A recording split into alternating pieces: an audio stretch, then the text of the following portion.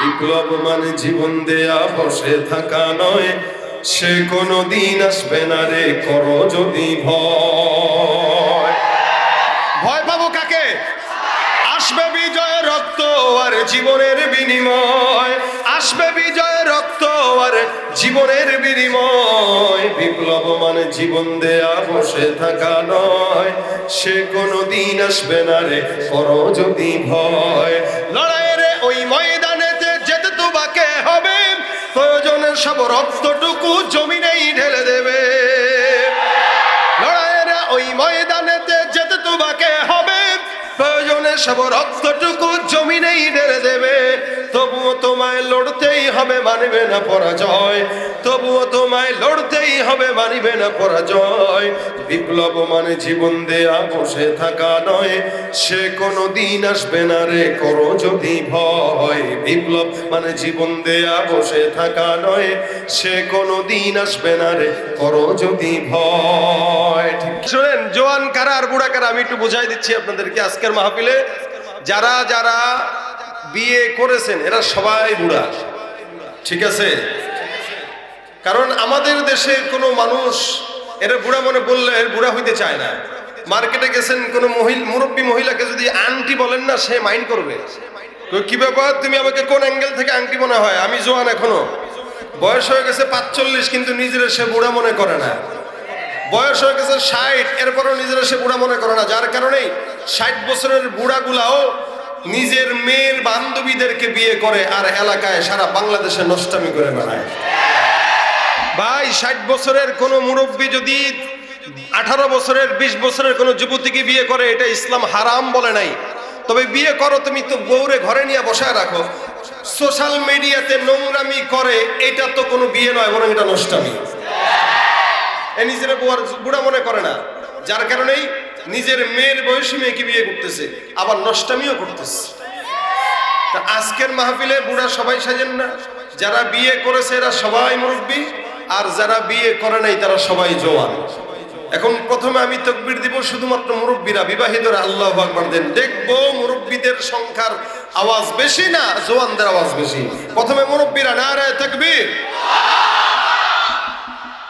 আসলে সব মুরব্বীরা দিয়েছেন, বিবাহিতরা দিয়েছেন? আরো একবার দেন, কোনো বাচ্চাদের আওয়াজ হবে না, নারায়ে তাকবীর। এবার শুধু অবিবাহিত জওয়ানেরা হাত করুন। মিসকিন যারা আছে, ঘরে বিবি নাই, হাসি বলবেন, কি বুঝছ তোরা রে? তাকবীর দেন, নারায়ে তাকবীর। আল কোরআনের আলো ঘরে ঘরে জালো, নারায়ে তাকবীর। বিপ্লব মানে জীবন দেয়া বসে থাকা নয়, সে কোনো দিন আসবে না রে, করো যদি ভয়। ভয় পাবো কাকে? আসবে বিজয় রক্ত আর জীবনের বিনিময়, আসবে বিজয় রক্ত আর জীবনের বিনিময়। বিপ্লব মানে জীবন দেয়া বসে থাকা নয়, সে কোনো দিন আসবে না রে, করো যদি ভয়। লড়াইয়ের ওই ময়দানেতে যেতে তোমাকে হবে, প্রয়োজনের সব রক্তটুকু জমিনেই ঢেলে দেবে। লড়াইয়ের ওই ময়দানেতে যেতে তোমাকে হবে, প্রয়োজনের সব রক্তটুকু জমিনেই ঢেলে দেবে। তবুও তোমায় লড়তেই হবে, মানিবে না পরাজয়। তবুও তোমায় লড়তেই হবে, মানিবে না পরাজয়। বিপ্লব মানে জীবন দেয়া বসে থাকা নয়, সে কোনো দিন আসবে না রে, করো যদি ভয়। বিপ্লব মানে জীবন দেয়া বসে থাকা নয়, সে কোনো দিন আসবে না রে, করো যদি ভয়। ঠিক কিনা? ভয় পাবো কাকে? আল্লাহ পাক আমাদের কবুল করুক, বলেন আমিন। আমি সাধারণত ভাই আলোচনা করি একদমই কম, এজন্য খুবই ইখলাসের সাথে চুপচাপ ধৈর্যের সাথে বসবেন। যে কথাগুলো বলবো এগুলো মুজাকারা, ইমানি মুজাকারার দ্বারা ইমানের নূর বাড়ে। হাকিমুল উম্মাত আশরাফ আলী থানভী রাহমাতুল্লাহ আলাইহি বলেন, কেউ যদি ইমানি মুজাকারায় বসে তো এই বান্দা অনেক অজানা জিনিস জানতে পারে। আর এই বান্দার আরেক ফায়দা হলো বান্দার আমলের জজবা তৈরি হয়। অনেক মানুষ আছে এই সমাজে যারা ওয়াজ মাহফিল পছন্দ করে না, নাম শুনলেই তাদের গায়ে জ্বলা ধরে। এরা যারা ওয়াজ পছন্দ করে না তারা আল্লাহর কোরআনকে অস্বীকার করে। এখন বলবেন আল্লাহর কোরআন কেমনে অস্বীকার হয়? আল্লাহ পাক নিজেই কোরআনে বলেছেন, নিশ্চয়ই আমি বান্দাদেরকে ওয়াজ করি, এবং আল্লাহ পাক ওয়াজ করেছেন কোরআনের মাধ্যমে প্রত্যেকটা ঈমানদার কিভাবে চলবে, কোনটা থেকে বাঁচবে, কোনটার কাছে যাবে, সব ওয়াজ আল্লাহ পাক বান্দাকে কোরআনের মাধ্যমে করেছেন। সেই কথাগুলোই আমি ওলামা একরামরা সারা দেশের বুজুর্গানে দিনরা আপনাদের কাছে নকল করে বলে। আমরা কোনো নিজের মন গড়া বানানো কথা বলি না। আল্লাহ পাক রাসূল করিম সাল্লাল্লাহু আলাইহি ওয়াসাল্লামের মাধ্যমে আল্লাহ নিজে যেটা বলেছেন এগুলো নিয়ে আমরা পর্যালোচনা করতে পারি, মুজাকারা করলে, যাতে করে আমাদের ইমানের জজবাটা বাড়ে, আমলের ব্যাটারিটা বাড়ে, আমরা যেন ভালো কাজ এখান থেকে শিখে যেতে পারি। এই টাইপের কিছু কথা আমি আপনাদের সামনে কিছু বলবো। আল্লাহ যেন সবরের নিয়তে, আমলের নিয়তে শোনার তৌফিক দান করে। আল্লাহ পাক অসংখ্য ওয়াজ করেছেন কোরআনে, এর মধ্যে অন্যতম একটি ওয়াজ করেছেন তাকওয়ার ওয়াজ, যেটা আল্লাহ পাক কোরআনে জায়গায় জায়গায় জায়গায় জায়গায় বললেন। আল্লাহ পাক বলেন, ইয়া আইয়ুহাল্লাযীনা আমানু ইত্তাকুল্লাহ, এ মুমিন তাকওয়া অর্জন করো, ভয় করো। তাকওয়া মানে সোজা কথা খোদা ভীরুতা, তাকওয়া মানে সোজা কথা আল্লাহর ভয়। তাকওয়া এটা যদি বান্দার না থাকে তো বান্দা মানুষ না, তখন শুয়োর, গরু, ছাগল, কুকুর, বিড়াল, জানোয়ারের কাতারে চলে যায়। এটা ঈমানদারকে আল্লাহ পাক মুত্তাকি হওয়ার আদেশ দিয়েছেন। এজন্য রমজান দিয়েছেন আমাদের কাছে। রমজান এখন আমাদের সামনে নাই, কিন্তু মাত্র গেল কিছুদিন হলো। রমজান শুধু আসলেই যে আমল করব বিষয়টা এমন না। আল্লাহ পাক বলেন, কুতিবা আলাইকুমুস সিয়াম কামা কুতিবা আলাল লাযীনা মিন ক্বাবলিকুম লাআল্লাকুম, যাতে করে তোমরা মুত্তাকি হতে পারো। রমজান আসলেই আমল করব, রমজান চলে গেলে আমল বরবাদ, বিষয়টা কি এমন? 11 মাস আমরা যেন ভালো করে চলতে পারি, এই কারণে রমজান আমাদের কাছে এসে সবক শিখায়। রমজানের রোজা শেষ, তাই বলে রোজা শেষ না, রোজা এখনো আছে। কি রোজা? নবী করিম সাল্লাল্লাহু আলাইহি ওয়াসাল্লাম বলেন, কেউ যদি রমজানের 30টা রোজা রাখে, তার সাথে বাকি 6টা যোগ করে দেয়, আরো 6টা। আল্লাহ রাসূল সাল্লাল্লাহু আলাইহি ওয়াসাল্লাম বলেন, সুম্মা আতবাহু সিত্তাম মিন শাওয়াল কানা কাসিয়ামিদ দাহর। কেউ যদি রমজানের 30টা রোজার সাথে আরো 6টা রোজা যোগ করে রাখে, রাসূল করিম সাল্লাল্লাহু আলাইহি ওয়াসাল্লাম বলেন, সে যেন সারা বছর রোজা রাখে। সারা বছর। কিভাবে? বলে আল্লাহ পাক কোন বান্দা যদি একটা নেকের কাজ করে, আল্লাহ পাক তাকে 10 গুণ সওয়াব দান করে। সুবহানাল্লাহ, আস্তে কোন কেন? এই যে সুবহানাল্লাহ বলতেছেন, সওয়াব না গুনাহ? কি সওয়াব? ইন্না ফিল জান্নাতি লাশাজারা। রাসূল বলেন, কেউ একবার সুবহানাল্লাহ বলবে তো আল্লাহ পাক তার জান্নাতে একটা গাছ লাগায় দিবেন। এই যে যারা বলছেন একটা গাছ লেগে গেছে, এখন 2-4 জন বলছেন তাদের জান্নাতে আরেকটা গাছ লাগছে। এখন যারা বলছেন তাদের জান্নাতে আরেকটা গাছ লাগছে। সুবহানাল্লাহ, যত বলবেন ততই লাগবে, যত বলবেন তত লাগবে। কত বড়? রাসূল বলেন, একটা ঘোড়া যদি মিনিমাম 100 বছর পর্যন্ত ওই গাছের গোড়া দিয়েও দৌড়ায়, আল্লাহ পাকের ওই জান্নাতের গাছ দৌড়াইতে পারবে 100 বছর, তার গাছের গোড়া শেষ হবে না। সুবহানাল্লাহ। এই জন্য মাঝখানে সুবহানাল্লাহ আওয়াজ মিস করবেন না, এগুলো সওয়াব। কারণ মাহফিলে আসছেন দেখেই না বলতেছেন। চায়ের দোকানে বসে বসে তো চেয়ারম্যান, মেম্বার, এমপি, মন্ত্রী, হুজুর, বক্তা এদের গীবত ছাড়া আর কিছুই করেন না। আর চায়ের দোকানগুলো এরকম অবস্থা, চিনি উঠানোর টাকা নাই, রুটি উঠানোর টাকা নাই, 32 ইঞ্চি টিভি লাগানোর টাকা শয়তান তারা ঠিকই দিচ্ছে। ওই টিভি লাগায়া দেখে আর আগো শুনছনি কি, আরে কইলে গীবত হয়, এরপরেও কই শুরু। কি বলেন? এই নিয়ে শুরু হয়। আর মহিলা যদি 4-5 জন একসঙ্গে হইতে পারে, আরে আমার কোয়েন না, শাশুড়ি এমন জ্বালায় গো, এই শুরু। গীবতের আড্ডাখানা। এই জন্য এগুলো বাদ দিয়ে যতক্ষণ আসবেন থাকবেন, সুবহানাল্লাহ বলবেন, সওয়াব পাবেন ইনশাআল্লাহ। আল্লাহ পাক রব্বুল আলামিন বান্দাকে তাকওয়াবান হওয়ার কথা বলছেন। নবী বলেন, মুত্তাকি হওয়ার জন্য রমজানের রোজা রেখেছো, একটা রোজায় নেকি কয়টা? 10টা। আল্লাহ পাক বলেন, মান জা আবিল হাসানাতি ফালাহু আশরু আমসালিহা। কেউ একটা নেকের কাজ করবে তো 10 গুণ সওয়াব পাবে। তো রমজানের 30টা রোজাকে 10 দিয়া গুণ দিলে 300 হয়, আর বাকি 6টা রোজাকে 10 দিয়া গুণ হলে 60 হয়। রাসূল বলেন, কেউ 360টা রোজার সওয়াব পেল তো সে সারা বছর রোজার সওয়াব পেয়ে গেল।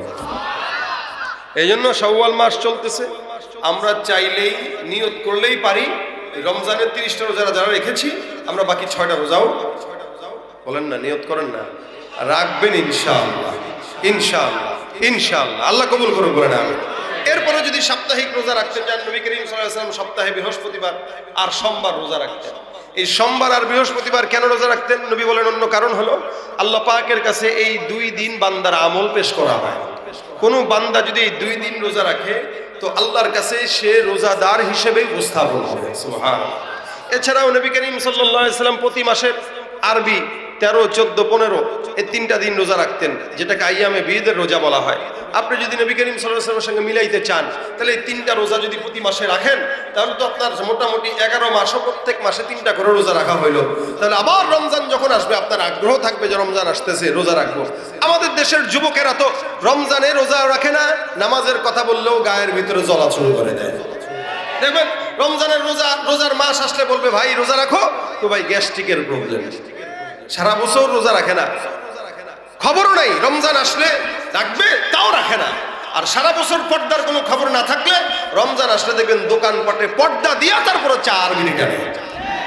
আর নামাজের কথা বললে তো হাসি একটা দিয়ে কবে হুজুর প্যান্টের সমস্যা কালকে পরবো, কি বলেন আছে না নাই?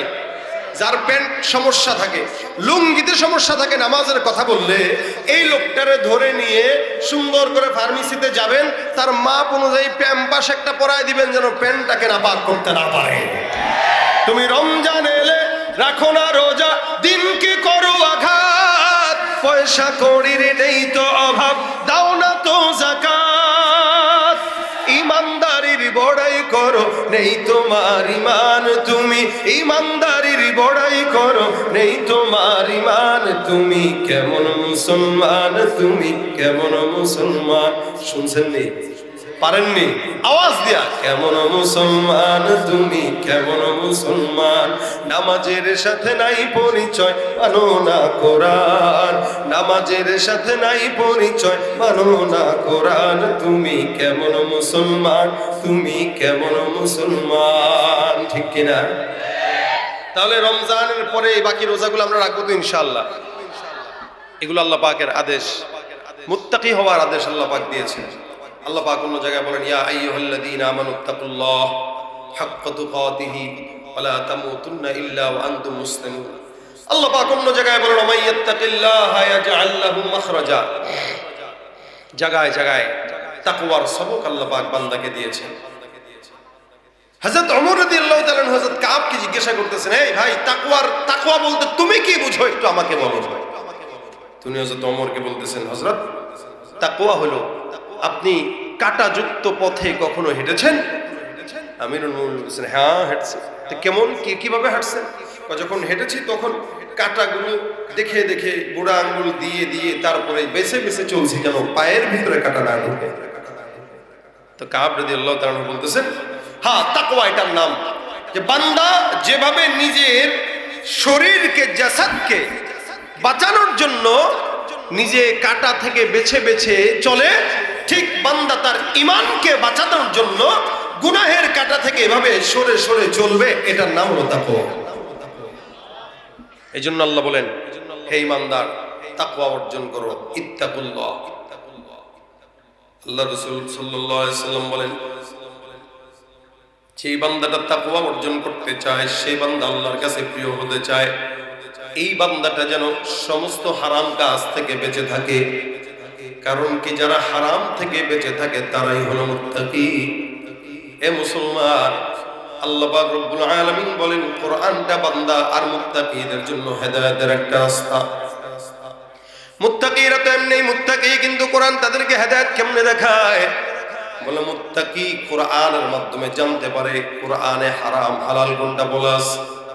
কোরআন বলে দেয় বান্দা কেমনে চলবে, বান্দা কোন পথে গেলে মুক্তি আর শান্তি, সব কিছু আল্লাহ পাক রব্বুল আলামিন কোরআনের মাধ্যমে বান্দাকে একদম শিখিয়ে দিয়েছেন। যার কারণে আল্লাহ পাক বলেন যালিকাল কিতাবু লা রাইবা ফীহি হুদাল লিল মুত্তাকিন। আমার আল্লাহ পাক রব্বুল আলামিন জায়গায় জায়গায় ঈমানদারদেরকে সবক দেয়া দেন, হে ঈমানদার অন্তরের মধ্যে আমি আল্লাহর ভয় ঢুকায় দাও। তাকওয়াটা এমন একটা মেডিসিন যেটা বান্দার অন্তরের মধ্যে থাকে। রাসূল করিম সাল্লাল্লাহু আলাইহি ওয়াসাল্লাম বলেন হে সাহাবায়ে কেরাম তাকওয়া এটা অন্তরের বিষয়। আল্লাহ নবী সাল্লাল্লাহু আলাইহি ওয়াসাল্লাম আঙ্গুল হাতের আঙ্গুল দিয়ে ইশারা করে বলতেছে আত-তাকওয়া হাহুনা আত-তাকওয়া হাহুনা আত-তাকওয়া হাহুনা। নবী করিম অন্য হাদিসের মধ্যে বর্ণনা করে বলেন, আলা ইন্না ফিল জাসাদি লামুদগাহ ইদা সালাহাত সালাহাল জাসাদু কুল্লুহু ওয়া ইদা ফাসাদাত ফাসাদাল জাসাদু কুল্লুহু আলা ওয়া হিয়াল কলব। আমার পয়গম্বর হাদিসের মধ্যে বর্ণনা করে বলেন, হে ঈমানদার, প্রত্যেকটা মানুষের অন্তর আছে, প্রত্যেকটা মানুষের একটা গোস্তের টুকরা আছে ভিতরে। রাসূল করিম সাল্লাল্লাহু আলাইহি ওয়াসাল্লাম বলেন, এ মুসলমান, তোমার ভিতরেও আছে, আমার ভিতরেও আছে। এই যে মানুষের বাম পাজরের এই জায়গাটায় একটা গোস্তের টুকরা মুদগা। নবী করিম সাল্লাল্লাহু আলাইহি ওয়াসাল্লাম বলেন, যার এটা ঠিক তার সব ঠিক, যার এটা ঠিক নাই তার কোনো কিছু ঠিক নাই। আল্লাহ রাসূল বলেন, জানো এটা কি? এটার নাম হলো কলব, এটার নাম হলো তাকওয়া। যেই বান্দাটার কলব ঠিক হয়ে যায়, আল্লাহ পাক রব্বুল আলামিন ওই বান্দার সমগ্র দেহকে পবিত্র বানায় দেয়। বান্দার কলবের কারণে, অন্তরের কারণে বান্দার জাসাদ পবিত্র হয়, বান্দার কলবের কারণে জাসাদ নষ্ট হয়। এ মুসলমান নবীর উম্মত, এই কারণে আল্লাহ পাক রব্বুল আলামিন গোটা বান্দাদেরকে দামি বানাইলেন। কেন? অন্তরের কারণে, তাকওয়ার কারণে, বান্দার আমলের কারণে, বান্দার বিবেকের কারণে, বান্দার ঈমানের কারণে। আপনার মতো আমার মতো বান্দাকে আল্লাহ পাক জমিনের মধ্যে সবচাইতে দামি বানাইছেন। এর চাইতে দামি আর কোনো জাতি আছে নাকি বলেন তো? সবচাইতে আফজল জাতি হইল ইনসান। মানুষকে আল্লাহ পাক রব্বুল আলামিন বলেন, লাকাদ খালাকনাল ইনসানা ফি আহসানি তাকওয়িম। সবচাইতে সুন্দর করে আমি আল্লাহ যাকে বানাইলাম, এই বান্দাকে আমি আল্লাহ পাক মহব্বত দিয়া বানাইলাম, দামি বানাইলাম। কারণ আসমান বানাইলাম, জমিন বানাইলাম ফি সিত্তাতি আইয়াম। আল্লাহ পাক বলে 6 দিনে আমি সুন্দর করে আসমান জমিন বানায় দিলাম। এগুলো আমি আল্লাহ পাক আদেশ দেয়া বানাইলাম। ইন্নামা আমরুহু ইদা আরাদা শাইআ আইয়াকুলা লাহু কুন ফায়াকুন। সমগ্র বিশ্বের ভিতরে যা কিছু দেখা যায়, আমার আল্লাহ পাক রব্বুল আলামিন বলে এগুলো শুধু আদেশ দিলাম, হয়ে গেল। আসমান হও, হয়ে গেল। জমিন হও, হয়ে গেল। পাহাড় হও, হয়ে গেল। সমুদ্র হও, হয়ে গেল। অর্থাৎ সমস্ত কিছু আমি আল্লাহ পাক রব্বুল আলামিন আদেশ দিতে দেরি, লেকিন হতে দেরি না।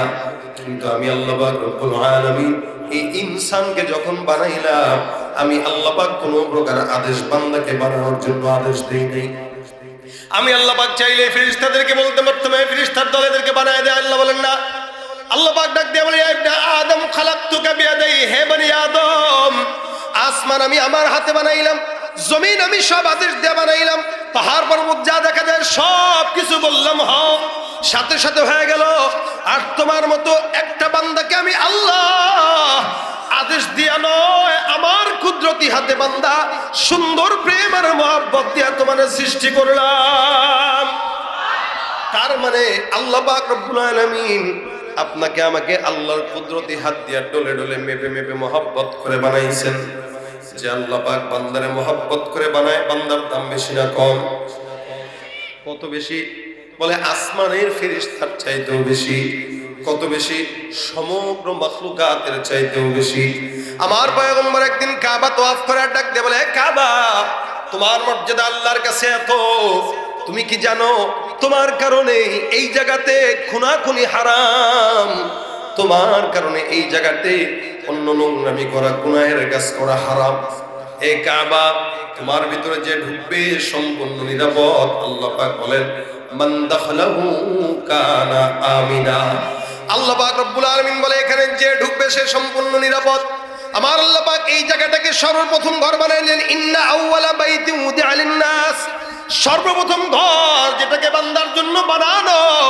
আমার পয়গম্বর ডাক দিয়া বলেন, এ কাবা, তোমার সঙ্গে যদি কেউ সাক্ষাৎ করে, তোমার দিদার যদি কেউ নসিব করে, তোমাকে যদি কেউ তওয়াফ করে, ওই বান্দাকে আমার আল্লাহ পাক রব্বুল আলামিন একদম সত্যভূমিষ্ঠ সন্তানের মতো পরিপূর্ণ নিষ্পাপ বানায় দেয়।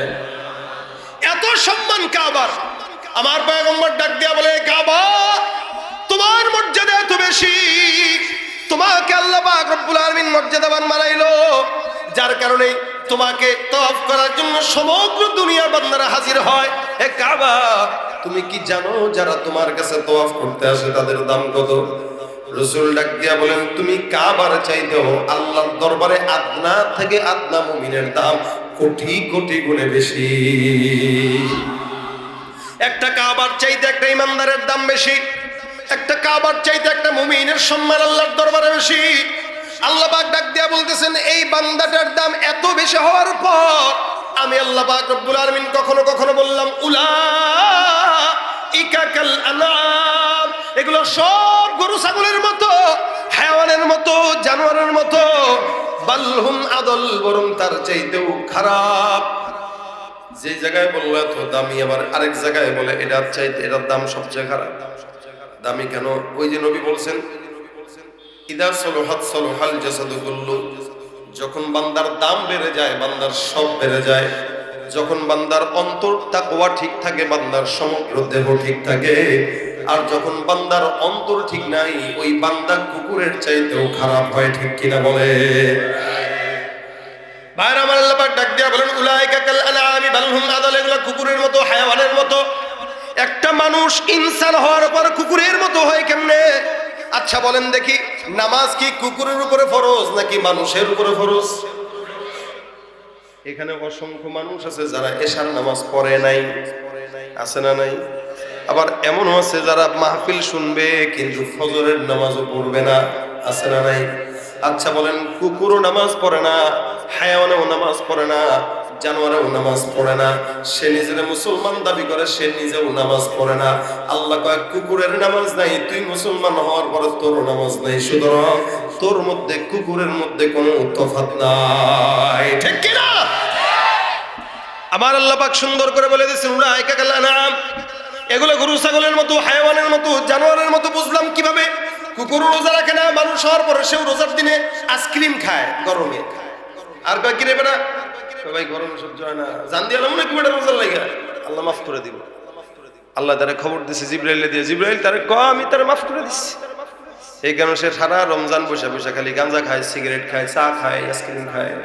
আল্লাহ বলে কুকুরেও এটা করে, সেও এটা করে, কুকুরের রোজা নাই, তার রোজা নাই, সুতরাং কুকুরের মধ্যে তার মধ্যে কোনো তফাৎ নাই।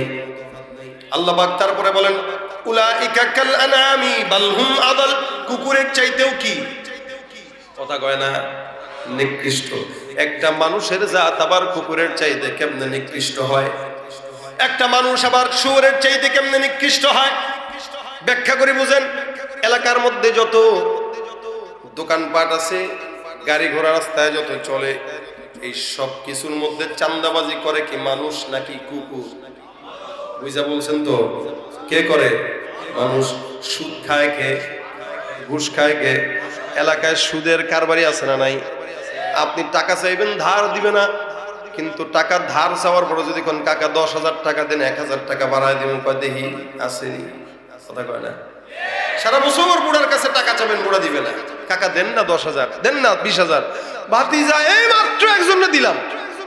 আরে তুই আগে বলবি না, তোর কত মহব্বত করি। কবরে বাপরে বাপ, কাকা আমার সেই মহব্বত করে, কিন্তু নাই দেখে দিতে পারে নাই। যতবার চায় ততবারই কাকার একই আফসোস, হারে ভাতিজা তোরে দিতে পারলাম না, এই মাত্র একজনে দিলাম। এখন ভাতিজা ভালো মতো বুঝে গেছে কাকারে কোন জায়গায় টিপ দিলে পানি পড়বে। আস্তে করে কয় কাকা 20,000 টাকা দেন না, 2,000 টাকা বাড়ায় দিন, তাও দেন। কাকা কাহারে ভাতিজা আমার কাছে তো নাই, দেখি তোর কাকির কাছে আসেনি, আছে না নাই? ওরা হলো দেশের লাগি মহামারীর মতন, ফাইলে কলম ঠেকাইয়া চালায় শুধুই নির্যাতন। ওরা হলো দেশের লাগি মহামারীর মতন, ফাইলে কলম ঠেকাইয়া চালায় শুধুই নির্যাতন। ঘুষের টাকায় ওদের বুড়ি, ঘুষের টাকায় ওদের বুড়ি, পরে যে টান টান, ওরা শিক্ষিত শয়তান, ওরা শিক্ষিত শয়তান, ওরা শিক্ষিত শয়তান। দুর্নীতির ওই আখড়ায় বসে, দুর্নীতির ওই আখড়ায় বসে জাহির করে জ্ঞান, কলম দিয়ে কামায় টাকা আবার ধরে সাধুর ভাগ। ওরা শিক্ষিত শয়তান, ওরা শিক্ষিত শয়তান, ওরা শিক্ষিত শয়তান, ওরা শিক্ষিত শয়তান। পীরগিরি আর মাজার পূজা চলছে দেশটা জুড়িয়া, শিরকি আর ভণ্ডামিতে দেশটা গেছে ভরিয়া। গাজার কলকি টান মারিয়া, গাজার কলকি টান মারিয়া দেখায় খাজার সাপ। ওরা কি ওরা শিক্ষিত শয়তান, ঠিক কিনা? শিক্ষাঙ্গনের দিকে ভাইরে দেখো না চোখ মেলিয়া, ছাত্ররা সব বই ছাড়িয়া থাকে শুধু প্রেম লইয়া। শিক্ষাঙ্গন এখানে বেশি আছে নাকি? না, সব জায়গায় আছে। দিন যত যাচ্ছে তত বাড়ছে, কথা বলেন ঠিক কিনা? আবার কয় বাল্য বিবাহ বন্ধ করুন, 18 বছরের নিচে বিবাহ বন্ধ করুন। আমি বলবো বাল্য বিবাহ বন্ধের আগে বাল্য প্রেম বন্ধ করুন।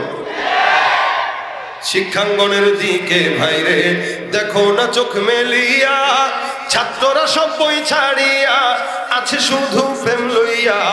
আবার অস্ত্র সেতু সঙ্গের সাথী, অস্ত্র সেতু সঙ্গের সাথী হইতে মাস্তান। ওরা শিক্ষিত শয়তান, ওরা শিক্ষিত শয়তান।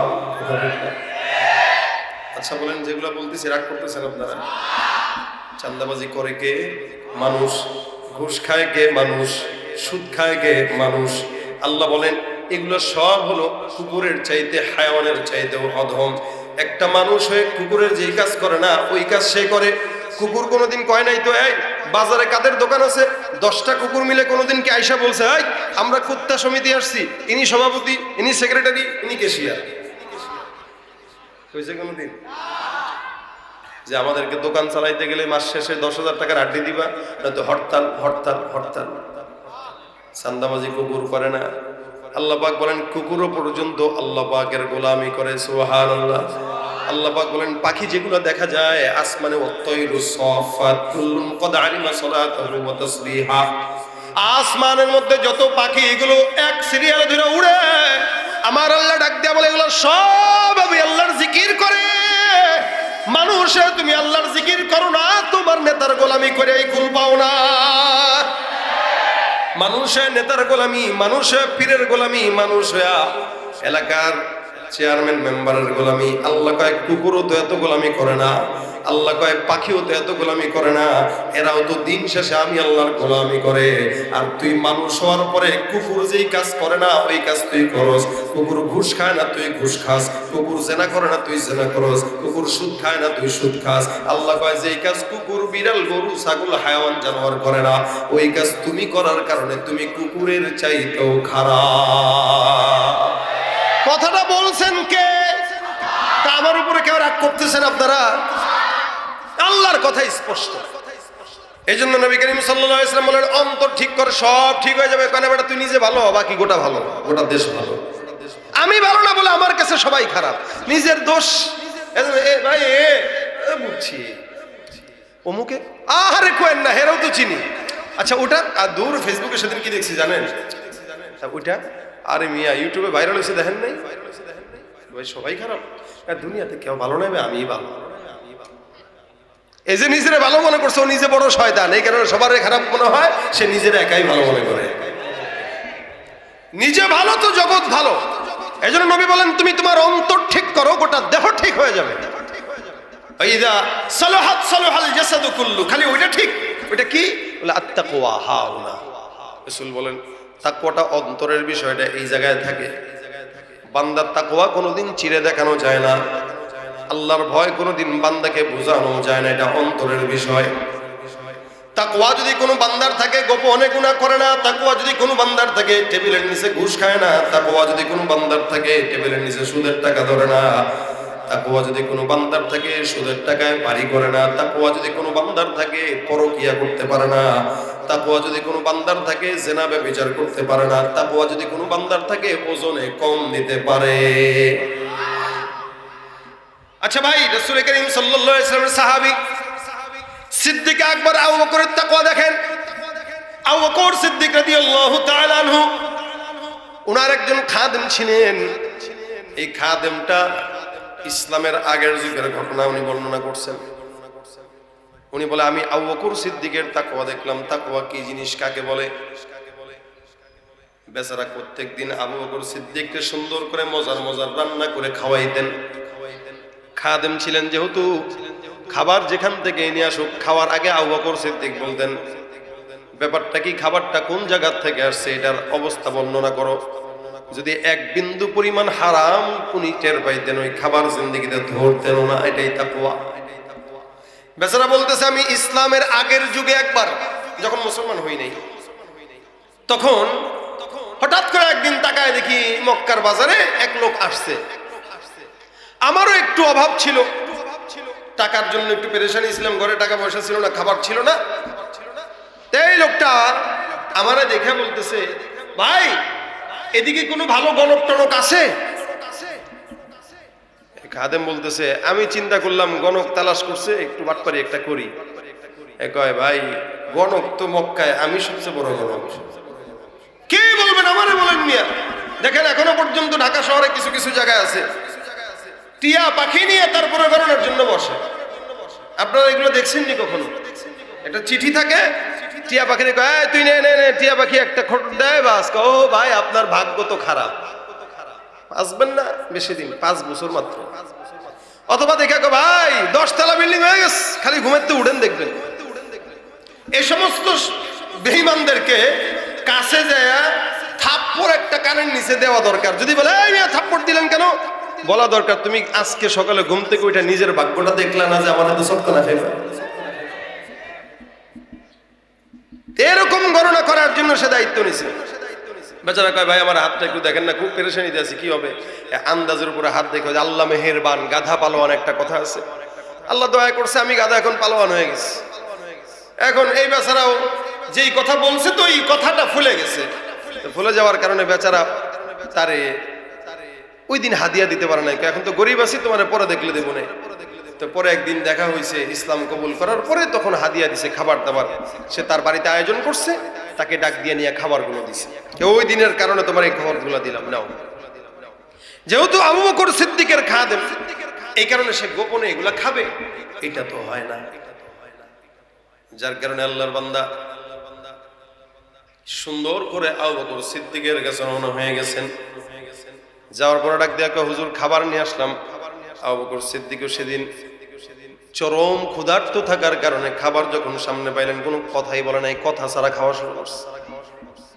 একটা আছে না, খাবার যখন বেশি ক্ষুধা লাগে রমজান মাসে দেখবেন কিছু মানুষ আছে খেজুর টাইম নিয়ে থাকবো, আজানটা দিলেই খাবো, রিংটং বাসে মোবাইলের মুখে দিয়ে ফেলছে, মানে এই টাইপের ক্ষুধা।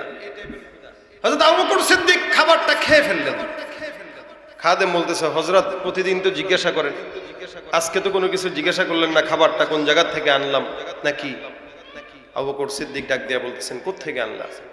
এই ঘটনা উনি বর্ণনা করে শুনাইছেন।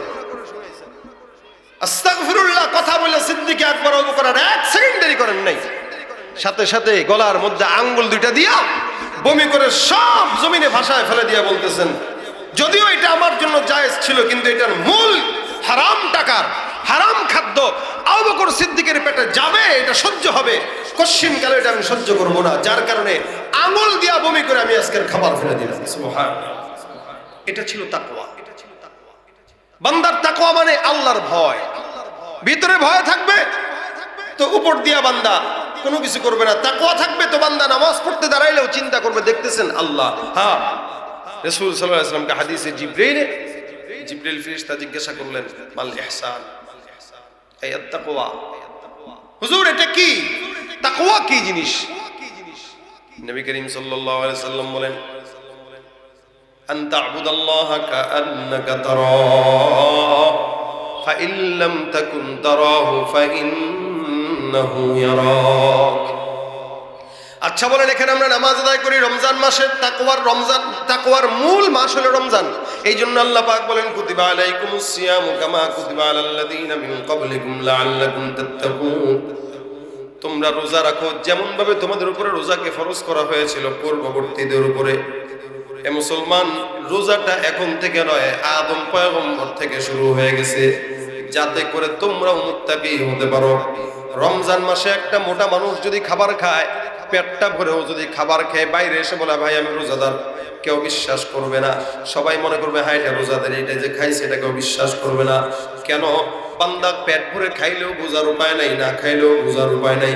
শুধুমাত্র মুখের কথায় বিশ্বাস করা হয় কে রোজাদার আর কে বেরোজাদার।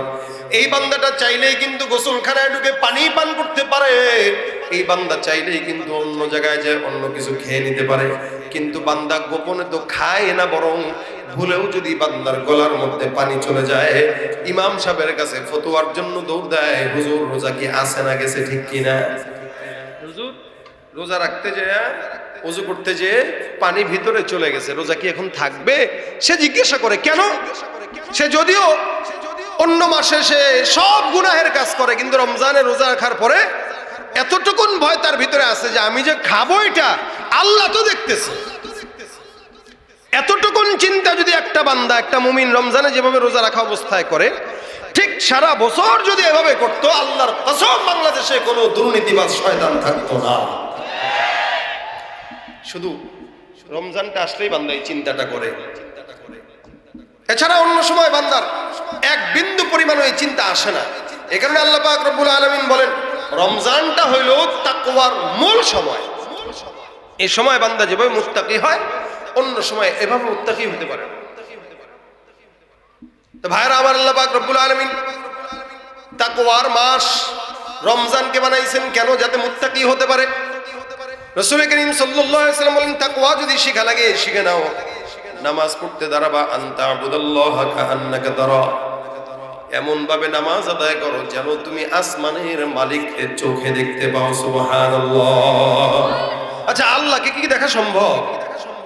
কোশ্চেন গেল। মুসা পয়গম্বর বলছেন লান তারানি, আল্লাহর কাছে বলছেন রব্বি আরিনি। আল্লাহ পাক রব্বুল আলামিন বলছেন লান তারানি, সম্ভবই না দেখা। ওয়ালাকিন ইনজুর ইলাল জাবালি ফাইন ইসতাকাররা মাকানাহু ফাসাউফা তারানি। এ পয়গম্বর মুসা, আমাকে যদি দেখতে চাও পাহাড়ের চূড়ায় তাকাও, ওই জায়গার মধ্যে আমি আল্লাহ আমার নূরের কিছু তাজাল্লি দিয়া দিব। মুসা পয়গম্বর ওই পাহাড়ের চূড়ায় তাকাইলেন, আল্লাহর নূরের তাজাল্লিতে জমিনে মুসা বেহুশ হয়ে পড়ে গেছে, পাহাড় জ্বলে পুড়ে ভস্ম হয়ে গেছে। এ মুসলমান, আল্লাহর হাবিব এই হাদিসের মধ্যে বলতেছেন এমন ভাবে ইবাদত করো যেন তুমি তোমার মাওলাকে দেখতে পাও। আর যদি এমন অন্তরের মধ্যে খেয়াল না থাকে, তাহলে এই ভাবনা করো ফাইল্লাম তাকুন তারাহু ফাইন্নাহু ইয়ারাক, যাতে তোমার মাওলা তোমাকে দেখতেছে। সুবহানাল্লাহ। রাসূল করিম সাল্লাল্লাহু আলাইহি ওয়াসাল্লাম বলেন এটা হলো তাকওয়া। তুমি আল্লাহর ইবাদতে মগ্ন যখন হবা, নামাজে দাঁড়াইলে তো আমরা তাকওয়া রাখতে পারি না। নামাজে দাঁড়ায় সব দৃষ্টি সামনের দিকে। মসজিদগুলোতেও দেখবেন সমস্ত ক্যালেন্ডারগুলো সামনে ঝুলায় রাখে। তো নামাজে গেলে এই আলহামদুলিল্লাহ রাব্বিল আলামিন আর রহমানির রহিম মালিকি ইয়াউমিদ্দিন, ওমা তাকায় দেখে অমুক নামাজের সময় সূচি, আচ্ছা পড়ছে মালিকি ইয়াউমিদ্দিন ইয়াকা না'বুদু ওয়া ইয়াকা নাস্তাঈন ইহদিনাস সিরাতাল মুস্তাকিম। আবার তাকায় দেয় লাল বাতি জ্বলাকালীন সময় সুন্নতের নিয়ত করা নিষেধ। ও আচ্ছা, নামাজ এগুলো হিসাব করতেছে। কি বলেন, হয় না? কথা কয় না, হয় না? আবার মনে করেন দ্বিতীয় রাকাতে বলতেছে আলাম তারা কাইফা তাকাইছে ফাঁসের দেয়ালে, তাকায় দেখে নামাজের সময় মোবাইল ফুল বন্ধ করুন, কারণ পকেটে হাত দিয়ে ইন্না লিল্লাহ, মোবাইল তো খোলা। সব নামাজের মধ্যে হচ্ছে, তা তাকওয়া কোথায়? এজন্য রাসূল করিম সাল্লাল্লাহু আলাইহি ওয়াসাল্লাম বলেন এমন ভাবে সালাত আদায় করবা যাতে করে তুমি তোমার মাওলাকে দেখতে পাও। আর যদি হালতটা এমন না হয়, এইভাবে খেয়াল রাখো যে তুমি তোমার আল্লাহকে দেখতেছো, এখানে না থাকুক, এটা অন্তত মাথায় রাখো যে তোমার আল্লাহ তোমাকে দেখতেছে। কে দেখে বলেন? বলেন কে দেখে? আল্লাহ দেখে।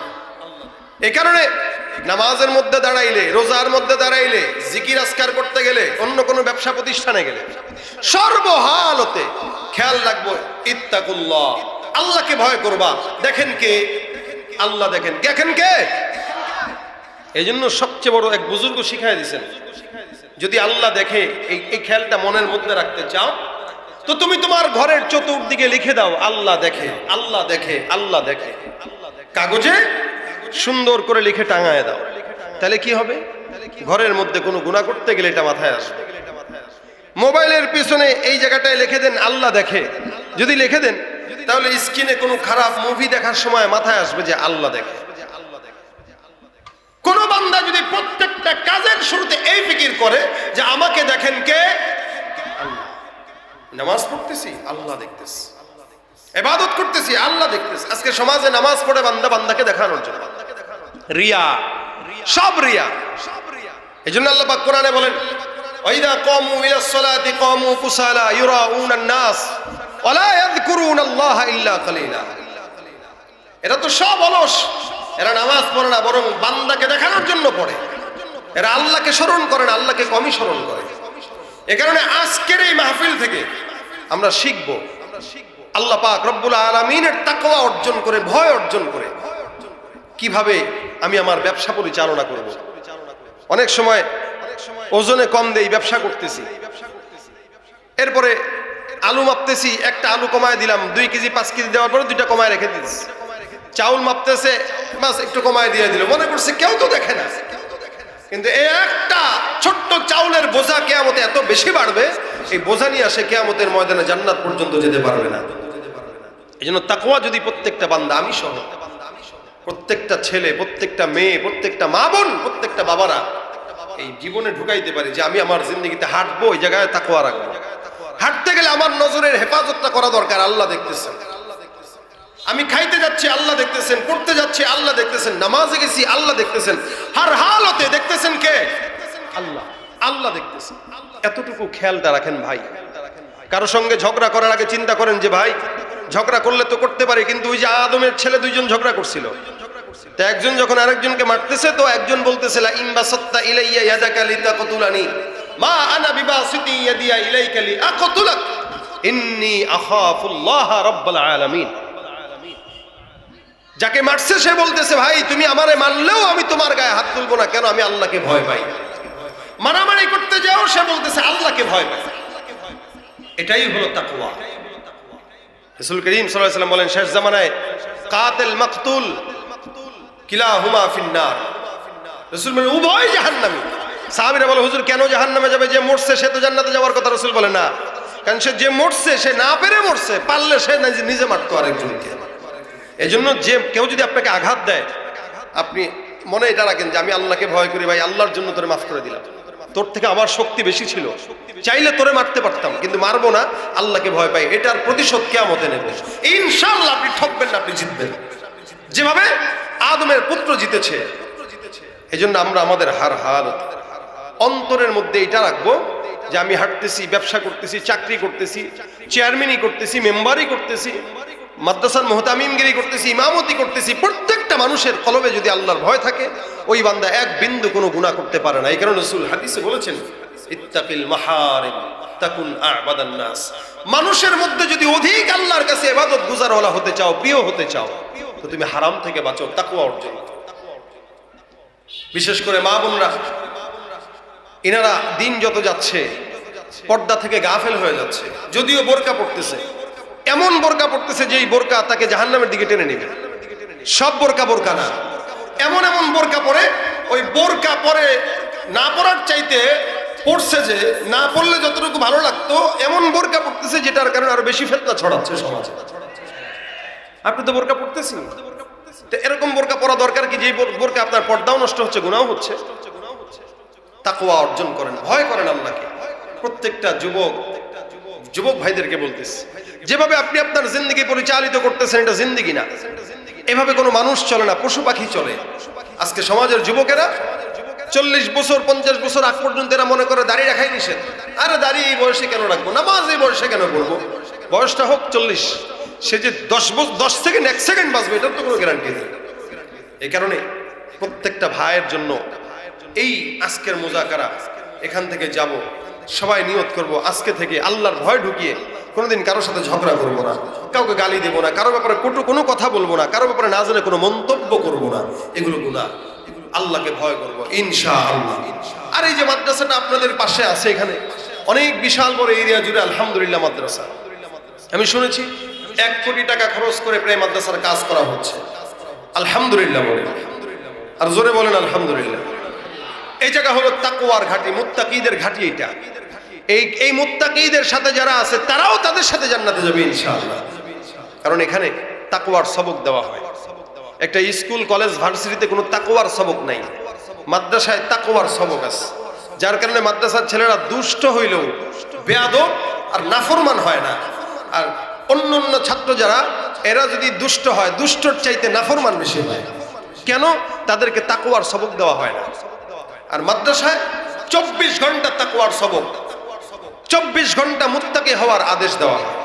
এ কারণে আপনি আপনার সন্তানকে এই মাদ্রাসায় ভর্তি দিবেন, আপনার সন্তানদের জন্য যেই জায়গাটা, এই জায়গাটা যেন ভালো হয়। এখানে আপনাদের গোটা এই নওগাঁ জেলায় একটা ইতিহাস করবেন যে এই মাদ্রাসার মতো দ্বিতীয় কোনো মাদ্রাসা আর হবে না। যদি এটা বিশ্ববিদ্যালয় আকারে হয়, ইনশাআল্লাহ এটা নওগাঁ জেলার ঐতিহ্যবাহী মাদ্রাসা হবে এবং সারা বাংলাদেশে এটা একটা স্বাক্ষর করে যাবে যে নওগাঁতে একটা মাদ্রাসা আছে, যে মাদ্রাসা এর আপনারা পারবেন ইনশাআল্লাহ। আপনাদের মন মানসিকতা ভালো। বিশেষ করে আজকের মাহফিলের সম্মানিত সভাপতি সাহেব, উনি আপনাদের সামনে আছেন স্টেজে বসা। আলহামদুলিল্লাহ, ব্যস্ত মানুষ, অনেক শিক্ষিত মানুষ, অনেক ব্যস্ত মানুষ, এরপরেও উনি শেষ পর্যন্ত আজকের এই প্রোগ্রামে বসছে। উনি যথেষ্ট সহযোগিতা করে, আমি শুনেছি অনেক মেহনত, সহযোগিতা এবং আন্তরিকতা ওনার আছে। যদিও উনি একজন কলেজের মনে হয় এখানে না, হ্যাঁ কলেজের প্রিন্সিপাল, সরকারি কলেজের প্রিন্সিপাল। এরপরও আলহামদুলিল্লাহ সরকারি কলেজের প্রিন্সিপাল হয়েও উনি মাদ্রাসার সাথে সম্পৃক্ত আছে। আল্লাহ পাক যেন উনার এই হায়াতকে সুস্থতার হায়াত দান করে। আল্লাহ পাক উনার রিজিকে যেন বারাকা দান করে। ওনার যে মেহনত, এই মেহনতটাকে কবুল করে যেন এই আলেমদের সাথে ওনাকে জান্নাতে একসাথে রাখার তৌফিক দান করে। এটাই ফজিলত। যারা আলেমদেরকে সহযোগিতা করবে, রাসূল করিম সাল্লাল্লাহু আলাইহি ওয়াসাল্লাম বলেছেন, অন্তত সহযোগিতা করো, তো মহব্বত করো, করবা তো এদের সাথে জান্নাতে যাবা। তা আপনাদেরকেও আমি বলবো, আপনারা এই জায়গায় আছেন, এই এলাকায় আছেন, আপনারা প্রত্যেকেই এই মাদ্রাসার সাথে সহযোগিতা করবেন, সম্পৃক্ত থাকবেন, রাজি আছেন ইনশাআল্লাহ। আল্লাহ পাক যেন আপনাদেরকে কবুল করে, বলেন আমিন। প্রত্যেকটা ভাই আপনারা আপনাদের সন্তানদেরকে এই জায়গায় যাওয়ার চেষ্টা করবেন, মাদ্রাসার পাশে থাকবেন, মাদ্রাসাকে সহযোগিতা করবেন। বাস যা কথা বললাম এতটুকুই। তবে শেষমেশ আরেকটা কথা আপনাদের জন্য, এটা নসিহত এবং এটা উপদেশ বলতে পারেন। উপদেশ কেন? আমি খেয়াল করেছি সম্ভবত আজকে প্রজেক্টর আছে এখানে, কারণ আমি ক্যামেরাও চিনি, প্রজেক্টরের ক্যামেরাও চিনি।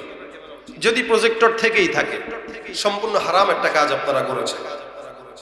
যেহেতু আমি একটা যুবক, আমি এখনো 45 বছরের কোনো মুরব্বী না, আর মুরব্বী হইলেও সমস্যা, যুবক হইলেও সমস্যা। কারণ প্রত্যেকটা বয়সের শয়তান আছে না নাই? জওয়ানদেরকে জওয়ান শয়তান গুতা দেয়, আর বুড়াদেরকে বুড়া শয়তান গুতা দেয়। কথা হইলো শয়তান সব বয়সেরই আছে। এই যে আমার মতো একটা যুবক, টসটসে যুবককে আপনি যে ভিডিওতে দেখাইলেন মহিলাদেরকে, ওদের জন্য কি আমার দেখা যায়? তাহলে ওদেরকে সামনে বসায় দিতেন, আমি দেখে দেখে ওয়াজ করতাম। এটা দিতেন? কথা কয় না। মহিলাদেরকে সামনে নিয়ে আমি যদি ওয়াজ করতাম, আপনারা দিতেন? আপনারা কি বলতেন? হুজুর হারাম কাজ করতেছেন। তাহলে আমি ওয়াজ করতেছি কেন? আপনারা ওনাদেরকে দেখাইলেন আমাকে। এমন জ্বালায় বাঁচি না, যেই পরিমাণে ফিতনা আর যেই পরিমাণে শয়তান গুতায় এদেরকে, প্রত্যেকটা যুবক যুবতী বলেন, বর্তমানে যেই পরিমাণে শয়তান ধোঁকা দিচ্ছে, এই ফিতনার যুগে আমাদের ভিডিও দেখাইতে ওনার জন্য হারাম। যেই জিনিস সরাসরি হারাম, ওই জিনিস টিভির পর্দায়ও হারাম। একটা মূল বিষয় মনে রাখবেন, যেই জিনিস সরাসরি, উনাকে আমার সরাসরি দেখা যায়, উনাকে আমি টিভির পর্দায় দেখা যায়। আপনি বলবেন হুজুর ভিডিও করেন কেন? ভিডিও মহিলাদের জন্য করি না, পুরুষদের জন্য করি না। মহিলারা ভিডিও দেখবে না, শুনবে, মোবাইল উল্টায় রাখবে। ঘরে, আমাদের ঘরেও তো আমাদের বিবিরা ওয়াজ শুনে। কোনো বেগানা পুরুষ হলে মোবাইল ওয়াজ ছেড়ে, বুজুর্গদের ওয়াজ ছেড়ে মোবাইল উল্টায় রেখে দেয়, খালি ভয়েস শুনে। আপনারা এভাবে দেখেন জায়েজ, কিন্তু মোবাইলেও দেখে, সরাসরি এসে দেখলো অসংখ্য মেয়ে এখানে এমন থাকতে পারে যে মেয়েটা দিলের ভিতরে এরকম শয়তান ওয়াসওয়াসা দিতে পারে না যে হারে, কি বলেন, কোনো প্রকার ওয়াসওয়াসা আসতে পারে না। তাহলে এটা কি জায়েজ হইল? আপনারাই বলেন। এজন্য আপনারা এই সমস্ত এলাকায় এই ফিতনাগুলো বেশি। মানে ওয়াজ মাহফিল মানেই একটা প্রজেক্টর দেওয়া লাগবে, কারণ ঘরের বউ বলছে হুজুররে কিন্তু দেখতে হবে, প্রজেক্টর দিও। এই হুজুররা দেখাইতে যেহেতু ফিতনা ঘরে জমাই দিল, হুজুর ঢাকায় গেছে, পরের দিন হুজুরের মেসেজ, হুজুর আসসালামু আলাইকুম, একটা মাসালা জানা দরকার। এ শুরু হয়ে গেছে ফিতনা। কেন আপনারা ফিতনার সুযোগ দেন? এজন্য খবরদার, সামনে থেকে আল্লাহর হস্তে এই সমস্ত ফিতনা বন্ধ করবে। যদি মনে চায় মহিলাদেরকে প্যান্ডেলে ঢুকায় দেন, অযথাই প্রজেক্টর দিয়ে দেখায়। এই প্রজেক্টর দিয়ে দেখানো যেমন হারাম, সামনে দেখাও তেমন হারাম। আমাকে দেখা, তাকে দেখা আমার জন্য যেমন হারাম, আমাকে দেখাও তার জন্য তেমন হারাম। ওয়াজ শুনছে, কি বুঝছে নাকি আমারই দেখছে, আল্লাহ কথাগুলা আপনাদের কাছে একটু খারাপ লাগলেও, কেন বললাম না, আমি তো যে খেয়াল করছি যে পরে দেখেন যে লাল বাতি জ্বলে রয়েছে, এটা তো কমিটি এবং আপনাদের দেখাশোনা উচিত। আমি কি ক্যামেরা দেখে দেখে বলবো যে ভিডিও কেন দিলেন? আমি এখানে মেহমান, আমি যদি বলি এটা বন্ধ করেন, অনেক কমিটিদের ভিতরে এরকম হয়েছে, মারামারি লেগে যায়, কে হুজুর বন্ধ করাইলো কেন? লেগে যায় মারা গেছে, কারণ একদল পক্ষে একদল বিপক্ষে। এই জন্য এটা সামনে থেকে, আজকে থেকে হয়ে গেছে, তওবা করেন ইনশাআল্লাহ। আর সামনে থেকে আমরা এটা করব ইনশাআল্লাহ। না, এগুলা করবেন না, যেটা নিষেধ ওটা নিষেধ। আল্লাহ পাক এই দ্বীনি মার্কাজগুলো আল্লাহ পাক যেন আমাদেরকে ইখলাসের সাথে করার তৌফিক দান করে। আমি নজরুল শেষমেশ গান, নাস্তিকতা নিপাত যাক দিন ইসলাম জিন্দাবাদ, নাস্তিকতা নিপাত যাক দিন ইসলাম জিন্দাবাদ, কোটি প্রাণে একই আওয়াজ, খোদাদ্রোহী ছাড় পাবে না এই বাংলায় ঠাই হবে না, মুসলমানরা জেগেছে আজ। জোর কদমে সামনে চলো, বজ্র কণ্ঠে আওয়াজ তুলো, সবাই মিলে একই তালে দাও না স্লোগান, নারায়ে তাকবীর, নারায়ে তাকবীর, দিন ইসলাম জিন্দাবাদ জিন্দাবাদ। ইসলামের এই জন্য দেশের হয়েছে জন্ম, ইসলামের বিরুদ্ধে গেলে দেশ হবে ভিন্ন। ইসলামের এই জন্য দেশের হয়েছে জন্ম, ইসলামের বিরুদ্ধে গেলে দেশ হবে ভিন্ন। ইসলামের বিরুদ্ধে যারা নিয়েছ অবস্থান, এই বাংলা ঠাই হবে না, যাও ভিন্ন স্থান। ও জোর কদমে সামনে চলো, বজ্র কণ্ঠে আওয়াজ তুলো, সবাই মিলে একই তালে দাও না স্লোগান, নারায়ে তাকবীর, নারায়ে তাকবীর, দিন ইসলাম জিন্দাবাদ জিন্দাবাদ, নারায়ে তাকবীর। আল্লাহ পাক আজকের এই মজমাকে কবুল করুন। وإن لم تغفر لنا وترحمنا لنكونن من الخاسرين ربنا فاغفر لنا ذنوبنا وكفر عنا سيئاتنا وتوفنا مع الأبرار رب اغفر لي ولوالدي وللمؤمنين يوم يقوم الحساب ربنا آتنا في الدنيا حسنة وفي الآخرة حسنة وقنا عذاب النار রব্বুল আলামিন মেহেরবানি করে আজকের মজমাকে কবুল ও মঞ্জুর করে নাও। যা আলোচনা হয়েছে আমল করার তৌফিক দাও, ভুল ত্রুটি থাকলে ক্ষমা করে দাও, সওয়াবগুলো মদিনার রওজা মোবারকে পৌঁছায় দাও। আয় আল্লাহ, মাহফিলের সঙ্গে যারা সম্পৃক্ত, টাকা দিয়ে, শ্রম দিয়ে, মেধা দিয়ে, বুদ্ধি দিয়ে, পরামর্শ দিয়ে, প্রত্যেকের সহযোগিতা আল্লাহ তুমি কবুল ও মঞ্জুর করে নাও।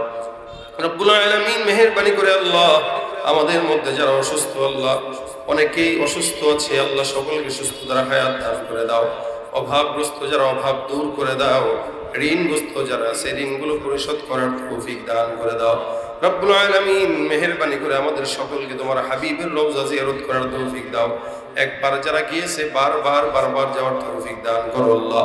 এই মাদ্রাসার সমস্ত হাজত পূরণ করে দাও আল্লাহ। মাদ্রাসাকে কবুল করে নাও, ওস্তাদ ছাত্রদেরকে মুখলিস বানায় দাও। মাদ্রাসার সঙ্গে যারা সম্পৃক্ত আছে তাদেরকে রাসূলের সঙ্গে জান্নাতে পাঠায় দিও আল্লাহ। আয় আল্লাহ, যারা মাদ্রাসায় টাকা দিয়ে, শ্রম দেয়, মেধা দেয়, আল্লাহ তাদেরকে রাসূলের সঙ্গে জান্নাতে স্থান দিয়ে দিও আল্লাহ। আয় আল্লাহ, হায়াতের মধ্যে বারাকাত দান করো আল্লাহ, রিজিকের মধ্যে ওয়াসাআত দান করো। মা বোন যারা এখানে বসছে আল্লাহ, আসছে মাহফিল শোনার জন্য, প্রত্যেককে আল্লাহ তুমি সুস্থতার হায়াত দাও, তাদেরকে পরিপূর্ণ পর্দার বিধান মেনে চলার তৌফিক দাও। আয় আল্লাহ, সকল অসুস্থতা থেকে তাদেরকে হেফাজত করো আল্লাহ। স্বামীর সংসারকে সুখের করার মতো যোগ্যতা তাদেরকে দান করে দাও। আয় আল্লাহ, মেহেরবানি করে আমাদের সকলকে তোমার হাবিবের রওজার পাশে বারবার যাওয়ার তৌফিক দান করে দাও। রব্বিরহামহুমা কামা রাব্বায়ানি সগীরা। اللهم ارزقنا شهادة في سبيلك واجعل موتنا في بلد رسولك. سبحان ربك رب العزة عما يصفون وسلام على المرسلين والحمد لله رب العالمين. السلام عليكم ورحمة الله.